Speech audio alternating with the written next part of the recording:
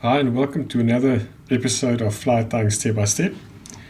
Today I'm going to show you my take on the Booby dragonfly Nymph. So quite an easy tie, not much to do to get this pattern, but there's a few tricks that I will show you.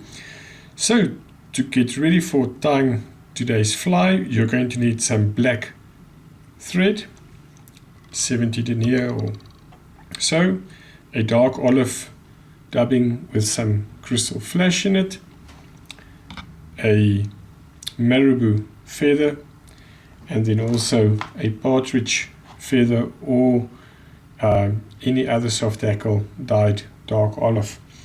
Some copper wire for ribbing.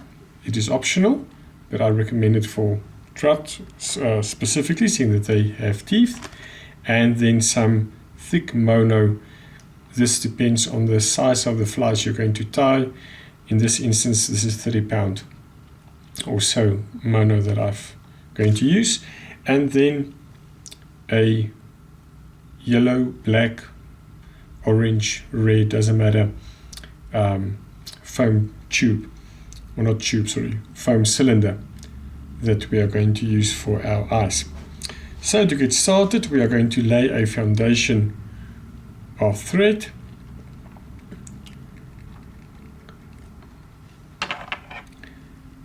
Now most of the time you would start your fly with the eyes, and you can do that, but I think for beginners especially it is easier to do it at the end of the process, and I will show you my reasoning behind that when we get there.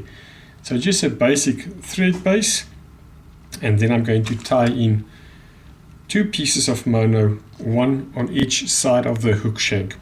So if you choose your hook, try to find a hook that's got square sides.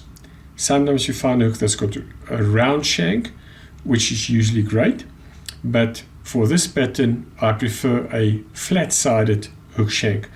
Your TMC usually comes in that format.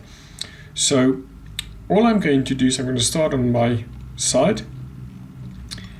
There's the bend of the hook starting right where my thread is, so I'm going to go to round about halfway between the point of the hook and the barb of the hook. And then I'm going to leave approximately the same distance between the eye of the hook and the mono tip. The mono is a bit difficult to see, but I hope you can see it there. So it depends on the hook size, what distance that would be. So I'm just taking tight but not extremely tight wraps, and I'm just putting my finger on top of the mono and the hook shank, seeing that I'm wrapping the thread in this direction. The mono tends to lift up on top of the shank, so I'm just keeping it there with my finger. I'll come back with another section of thread, tying that in, and now I can really tighten up on it because those previous thread wraps have secured it properly in there. With that done, you can take a piece of side cutter and just trim away. I do trim it at an angle so that you have a smooth transition to the back. The reason I only trim it after I tied it in is simply it's just easier to hold on a longer piece of mono than on a short piece. So I'm going to do exactly the same on the other side. So there you can see the piece of mono tied in that side. The reason for this mono is I want to create a body that is flat and not round, seeing that dragons have a more flat profile than a round profile. So again, yeah, I'm just putting some loose, not loose, but looser wraps around the mono, just advancing to the eye. Keep using my fingers just to keep it nice and flat. come for another session through, and now I can really tighten it.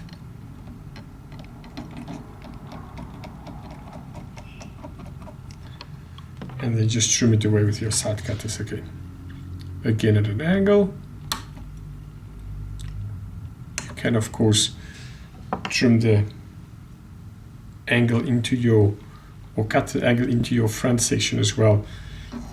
But that's where your eyes are going to be situated, so it's not really that much of a problem. And then just to secure it, a little drop of super glue. Just soak through into the thread, and it will secure your mono to your hook shank and keep that in place. You can just dab it with cloth or tissue paper if there's any excess on that. Good. So now that is secured, you can't move that anywhere. So we are happy with that. Now for the tail, I'm going to use some marabou, also in the olive color.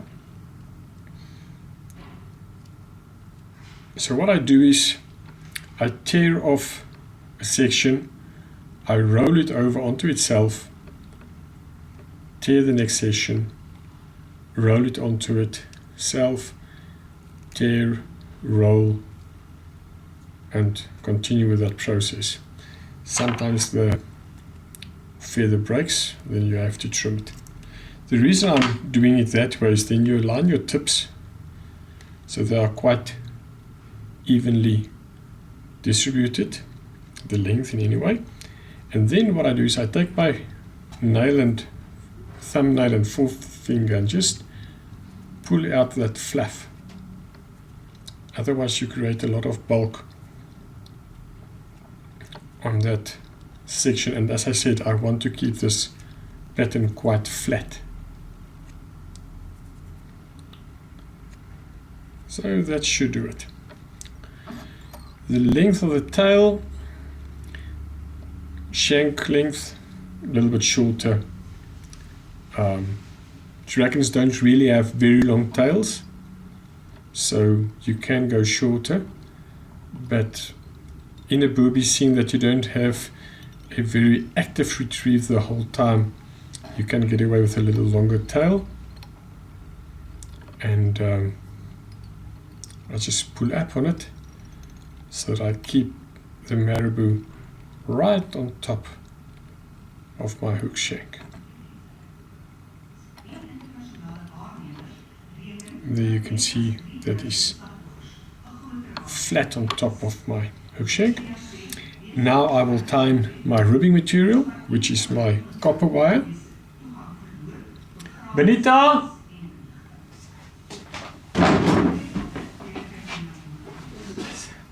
Benita? Jy is te hard, jy raas op my video.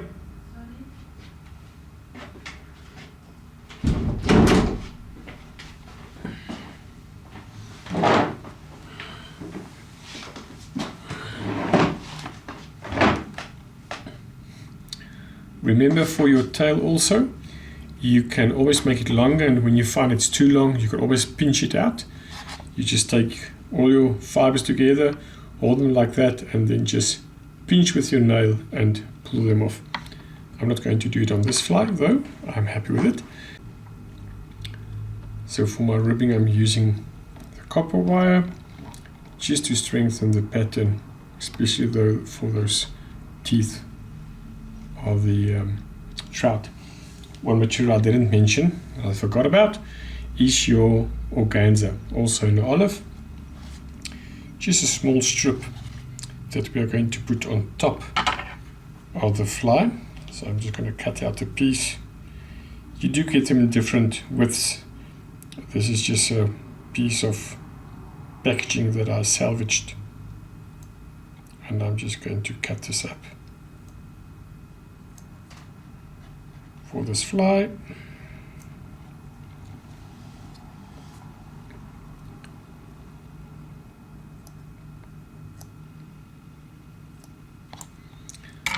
So there's my piece of organza, and I'm going to tie it on right on top.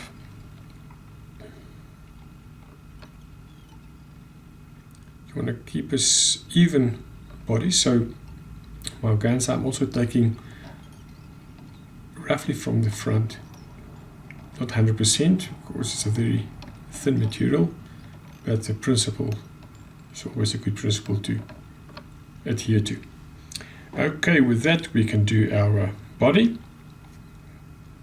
So there's my blend. I'm just going to start a thinner body at the back and then advance to the front.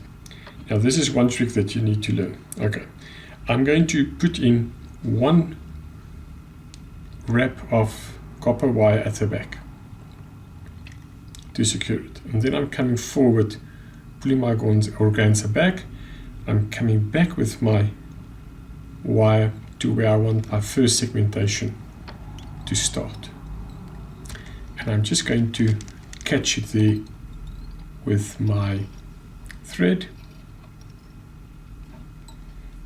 and then I'll advance my thread back to the back of my fly, or the start of my body. You will see now why I did it. So now I can put in my material for my body. It's not a very thick body, but you do want it to taper a bit as you come to the middle.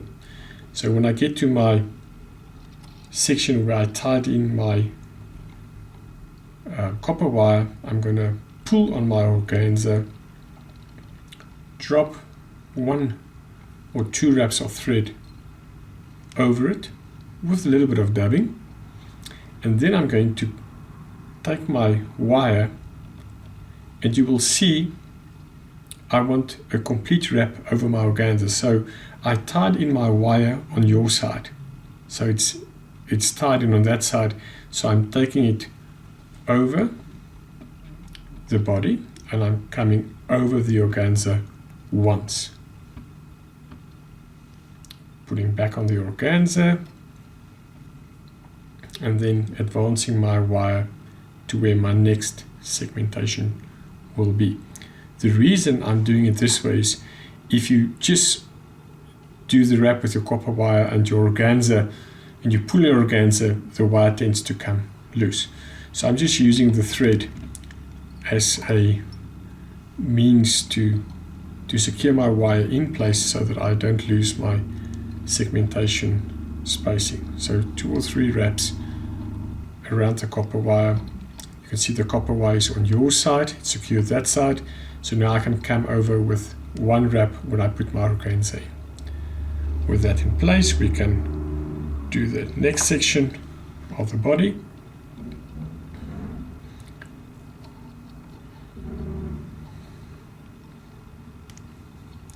The organza has a sparkle to it, and then also the dabbing, so it just aids in as a trigger in this pattern.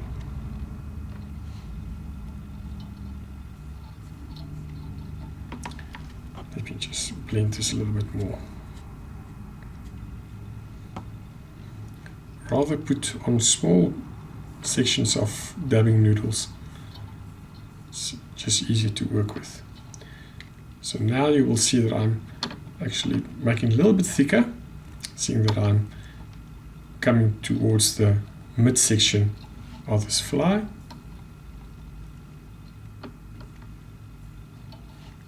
I'm keeping the noodle quite tight.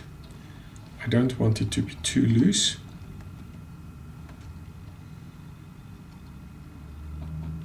There we go. So now again, I will pull my organza forward, drop 1 wrap of thread over it with some dabbing on it, and now I can come in with my wire, do my segmentation, and pull back on my organza. Now my copper wire doesn't slip from the organza. I'm coming forward again for my next segmentation point. How many sequins, you might ask? Well, depends on the size of the, or the length of the hook, not the size necessarily, but the length. In this case, I'm using a 2x hook shank, so it's longer. So on this one I will do 4, but on the shorter ones or smaller hook sizes, I will go 3. I don't think fish can count, but just a basic rule of thumb. Okay, then let's do our second section or third section. Now we are still in the midway of our body, so still going to build up a little bit more bulk than on the two ends. I'm just pulling back on this organza so that I can get it nice and tight onto that body.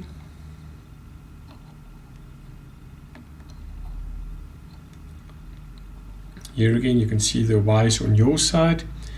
Now I pull on the organza.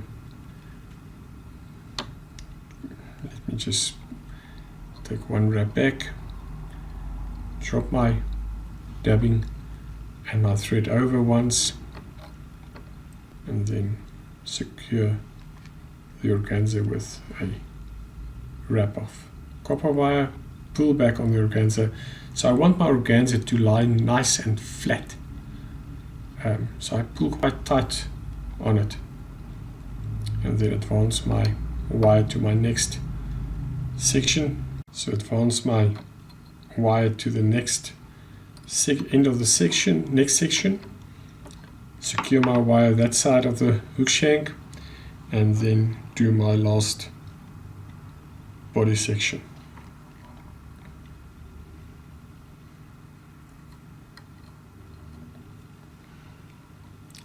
Just come back, pull back on that organza so that you get your dabbing nice and snug against it.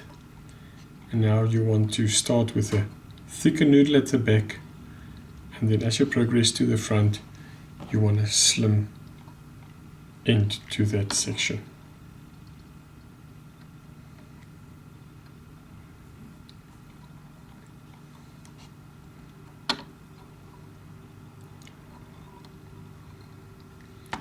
And then I can pull on my organza again, drop one thread wrap over it, come with my wire, secure my organza with one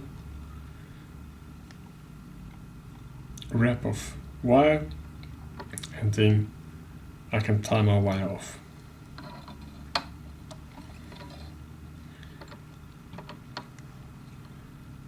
Just helicopter your wire off, don't cut it with your scissors. I'm going to leave this section of organza here for now. So the next part is to take your feather, your soft tackle.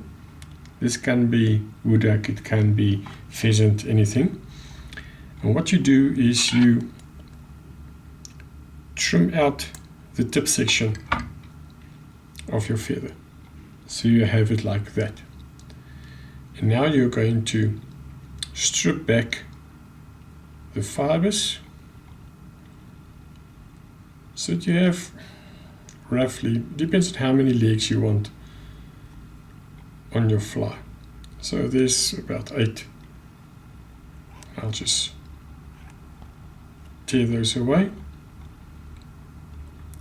and I'm going to pinch them both sides of my fly. Now this is the reason I say don't put in your booby eyes yet, for the simple reason if you have your booby eyes here, it constricts your way of working here, so it's very difficult to work with this feather if your booby eyes are tied in.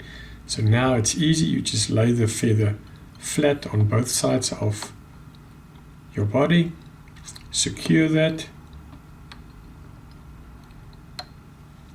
break that off, and now I'm going to put in my booby eyes.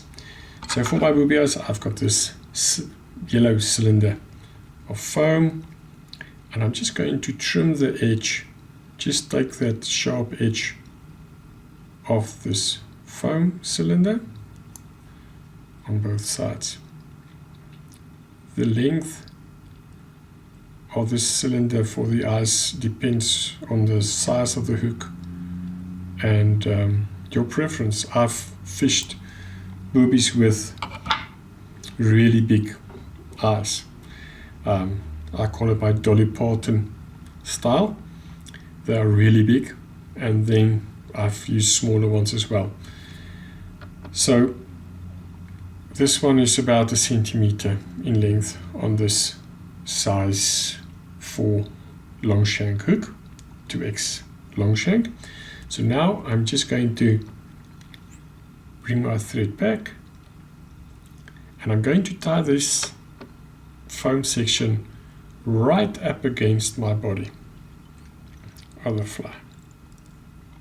So you will see I put it at a parallel to my hook. Then I can determine the midsection. I'll take a few wraps over it, and then I will twist it to the side and then secure it with a figure 8. Now the reason I put it right up against the body of the fly is it helps me to push those eyes at a 90-degree angle when I twist it. If you have it too far forward, you tend to lose that 90 degree with your hook shank, and I prefer those eyes to be nice, snug against the body. Okay, so with the eyes tied in, you can put on a drop of super glue, that's your preference. Now I'll just take a little bit of dubbing again, make a thin noodle, just do a few wraps behind the eyes,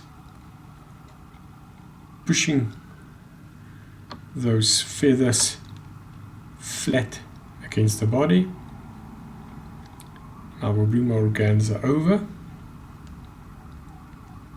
and just secure it in front of the eyes.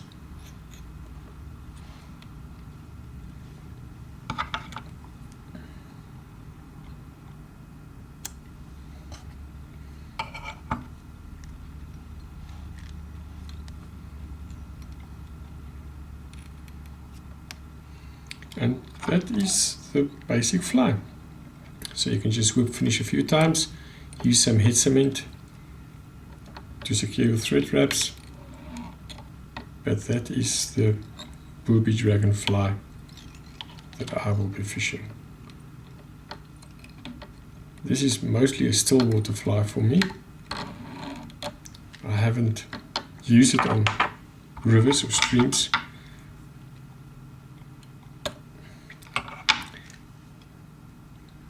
But there you have it. So it's a Booby dragon. Very nice profile. You get your legs, you get some movement from your legs, you get some movement from your tails. Nice segmentation, some flash. This yellow combined with the dark olive adds to the triggers. And you can see those eyes are big in comparison to your fly. But as I also say, if it's too big, you can always trim them on the water and tone them down. The only thing I will still do with this fly is take my Velcro brush and just comb out the belly of this fly.